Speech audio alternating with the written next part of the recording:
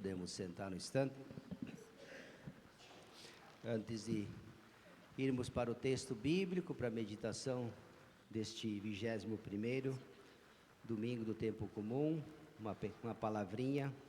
Hoje, dentro do mês vocacional, a igreja nos convida a rezar pelos nossos agentes de pastorais e movimentos, né? O mês de agosto é o mês vocacional. Primeiro domingo nós lembramos o dia do sacerdote, o dia do padre, e rezamos pelos padres. Segundo domingo, a igreja contemplou o dia do pai, lembrando a vocação, a família.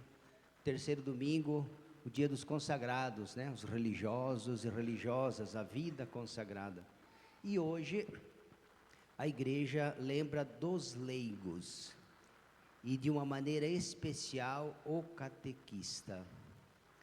O padre elencou aqui, só para a gente conhecer, como que na paróquia, quantas pessoas, além dos catequistas, né, que nós celebramos hoje. Então, a você catequista, a nossa gratidão, nosso muito obrigado pelo amor, carinho. Mas nós temos aí uma série entre pastorais e movimentos, e esta lista ela é maior dependendo das paróquias, mas aqui da nossa comunidade, né? Como hoje é dia dos leigos, e o que seria da igreja se não tivesse os leigos ajudando? Imagine uma paróquia, a nossa ainda é pequena, né? Mas paróquia de 20, 30, 40, 50 mil habitantes, né? Às vezes um padre só. Se não fosse ajuda, o trabalho, a dedicação, o apostolado do leigo, né?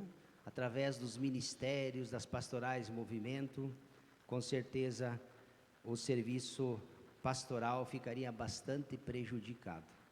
Então nós temos aqui, só para vocês terem conhecimento, né? Veja que temos os catequistas, depois temos pastoral familiar, ministro, zeladores da capelinha, pastoral do dízimo, conselho econômico, RCC, terço dos homens, terço das mulheres, pastoral da esperança, pastoral do batismo, legião de Maria, apostolado da oração, pastoral do idoso, pastoral da criança, pastoral da sobriedade, pastoral da caridade, pastoral da juventude, liturgia, canto, pascom, coroinhas e acólitos. 25 entre pastorais e movimentos, né? 25 grupos de pessoas. E atrás desses coordenadores de cada pastoral sempre tem um coordenador, um vice e também mais uma série de pessoas, né? Por exemplo, dos catequistas, né? Temos a coordenadora, né? A Clarice, mas temos mais de 40 catequistas, não é? Então, tá vendo? Ela coordena junto com mais uma equipe e tem mais 40 catequistas. Assim também os ministros, tem uma coordenadora, a vice, mas tem mais outro tanto, 20, 30, 40, às vezes até mais, dependendo da paróquia. Tem paróquia aí que tem 80, 100 ministros da Eucaristia. E assim podemos dizer de todas as pastorais e todos os movimentos. Então hoje nós queremos agradecer, a paróquia agradece o trabalho, o amor com que vocês realizam esse trabalho, que vocês receberam no dia do batismo, né? É um direito do leigo, né? Evangelizar. O padre só tem que dar espaço e oportunidade, né? Convidar, isso a gente sempre faz, né? Você está sempre dando espaço. Se uma coisa que eu sempre fiz é respeitar os coordenadores de pastorais e movimento, desde que caminhe com a igreja. Desde que caminhe com a igreja. Não vão ter nunca problema nenhum comigo, desde que sejam fiéis à igreja e façam aquilo que a igreja quer que faça. Senão, não tenha dúvida disso, né? Muito bem, então agora no texto do Evangelho, nós vemos que Jesus começa dizendo que muitos discípulos de Jesus que o escutaram começaram a murmurar e reclamar contra Jesus, dizendo que as palavras que ele estava dizendo era dura demais. Quem pode escutá-las? Jesus percebe, eles estão murmurando. Qual é o motivo da murmuração? Sempre quando alguém murmura tem alguma coisa, né? quando a gente sente dor, é porque o corpo sente alguma coisa, é porque tem alguma coisa que incomoda. Qual é o motivo deles estarem murmurando contra Jesus? Até dizendo que as palavras que Jesus estava dizendo eram duras demais. Quem pode escutá-la? Jesus está falando, vocês lembram, já há vários domingos, Jesus vem falando do que? Do pão vivo descido do céu. Jesus disse: eu sou o pão vivo que desceu do céu. Vossos pais comeram maná no deserto, mas morreram. Quem comer do pão que eu der, nunca morrerá, terá a vida eterna. É disso que Jesus está falando. E o pão vivo descido do céu, nós temos aqui uma prefiguração da Eucaristia.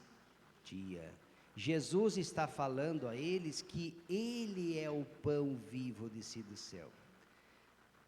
E eles estão murmurando porque Jesus disse que quem comer da minha carne, quem beber do meu sangue, permanece em mim e eu nele, e terá a vida eterna. Quando Jesus fala isso, eles, como comer da sua carne? Eles, claro, eles ainda não entenderam. Jesus disse: olha, vocês estão escandalizados porque eu falei isso? As palavras que eu vos falei são espírito e vida. Mas entre vós existem muitos que ainda não creem.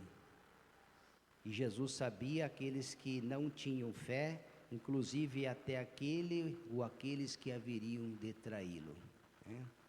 Então, quando Jesus começa a falar assim, eles começam a sair. Diz, a partir daquele momento, quando Jesus disse: ninguém pode vir a mim se antes o Pai não lhe concedeu. Diz, a partir desse momento, muitos discípulos voltaram para trás e não andaram mais com ele. Está vendo? Quando Jesus começou a falar do pão vivo descido do céu, que Ele é a hóstia viva, que Ele é o alimento que eles devem buscar. Lembra, em outra passagem, Jesus foi duro com o povo, diz, olha, vocês vêm até mim, não porque vocês têm fé, mas porque eu vos dei de comer. Não é só por isso que vocês devem buscar. Vocês devem buscar o alimento da vida eterna, o pão que sacia para a vida eterna, e não só o alimento material. Hoje, Jesus continua falando sobre a Eucaristia. Quem come da minha carne, Jesus está falando de si. Claro que não é comer a carne de Jesus, mas Jesus está dizendo que Ele vai se ofertar. Na quinta-feira santa, Jesus se oferece como o pão vivo descido do céu.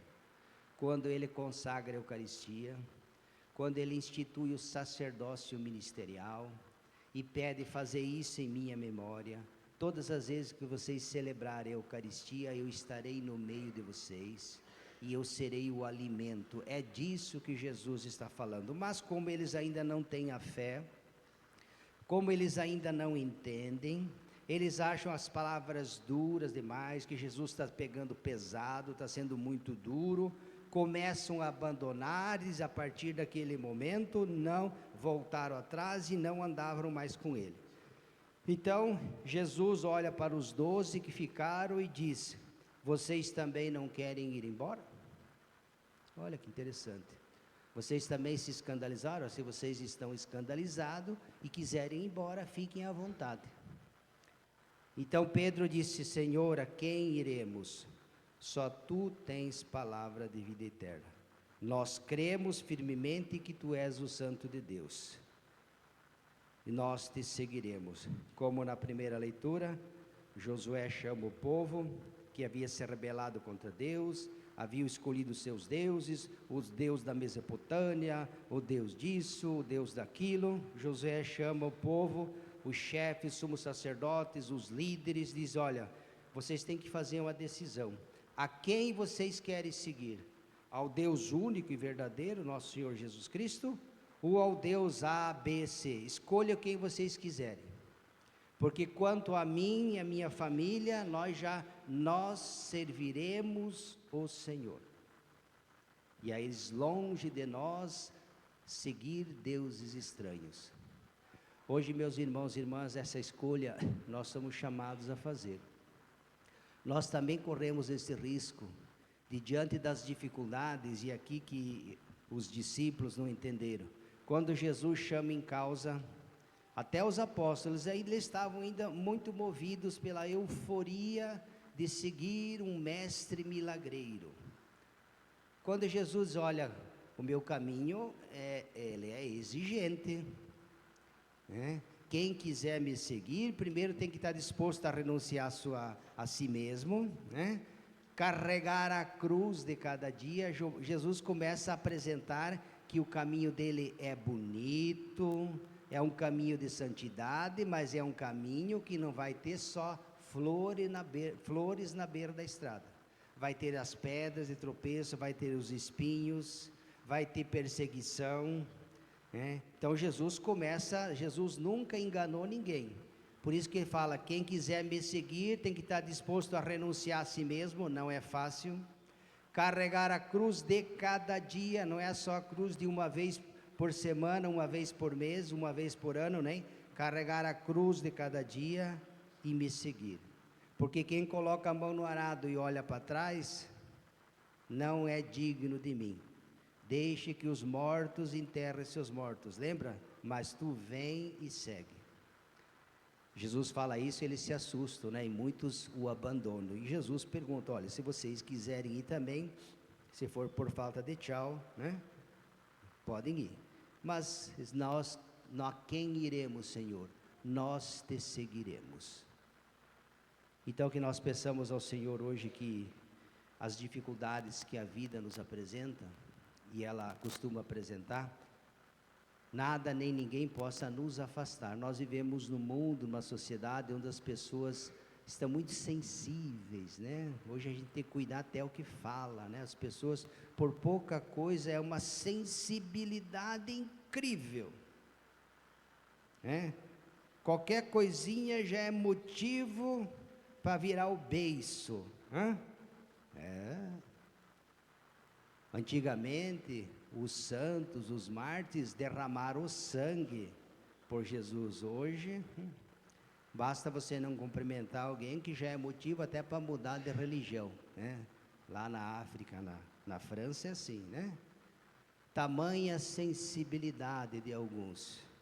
Jesus, olha, se essas palavras são duras demais, se vocês não querem ir embora também, Jesus falou para os 12, viu? Jesus não passou a mão na cabeça de nenhum deles. Até aqueles que foram, estão livres. Se vocês são livres para me seguir ou não. A quem quereis servir? Ao Deus verdadeiro ou aos deuses? Porque às vezes a gente é assim, né? A gente gosta daquele que gosta da gente. A gente é simpático com aquele que não é simpático. Nós não podemos ser assim. Jesus diz que nós devemos não só amar os nossos amigos, se eu gosto só daqueles que gostam de mim, que mérito que eu tenho?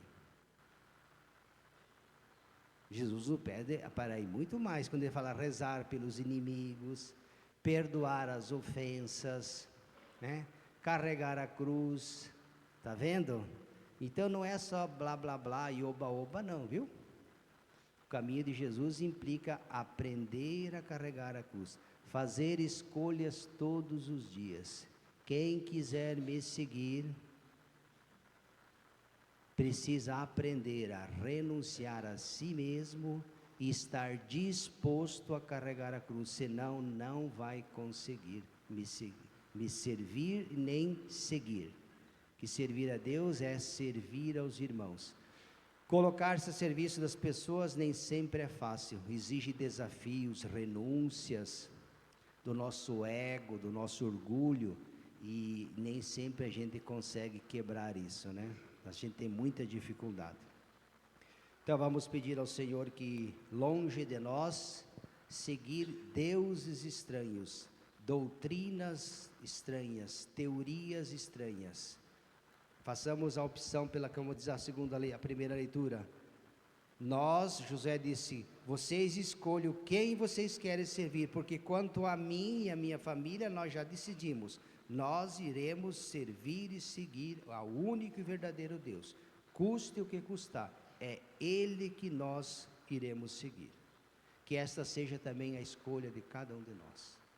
Longe de nós os deuses, os falsos deuses. O mundo está cheio de deuses. Mas Jesus, só existe um Deus único e verdadeiro, é o Jesus Cristo da cruz.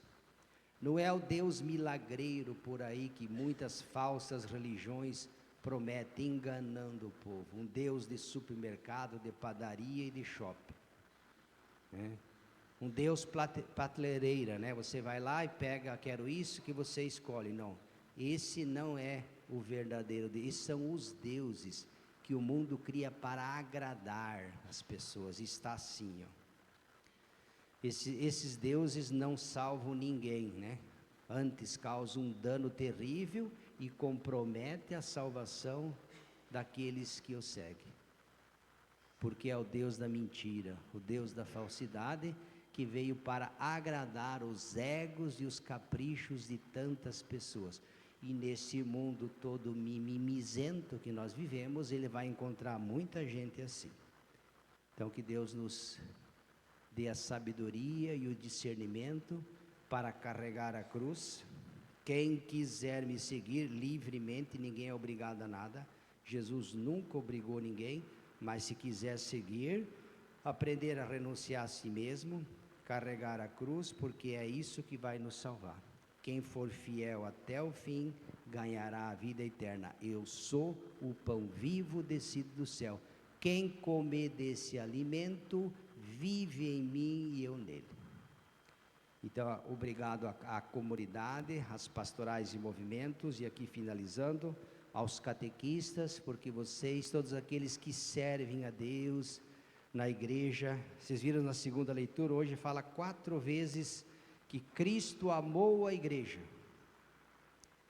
4 vezes. O amor que ele tem pela igreja é o mesmo amor que o esposo e a esposa devem ter um pelo outro. Maridos, amai vossas esposas. Esposa, amai vossos maridos, como Cristo amou a igreja e por ela se entregou. Veja o amor de Deus pela igreja. Por isso que nós temos que amar a nossa paróquia. Fora da igreja é impossível, fora da igreja, sem a Eucaristia, a salvação fica seriamente comprometida.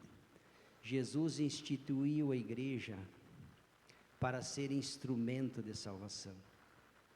É missão, faz parte, é da natureza, da essência da igreja salvar. Ela vive, está no mundo para a salvação.